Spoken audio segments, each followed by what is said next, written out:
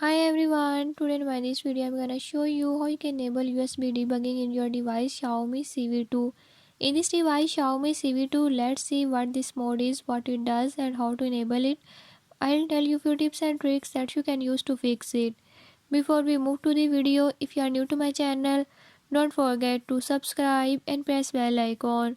Watch complete video and learn how you can fix it.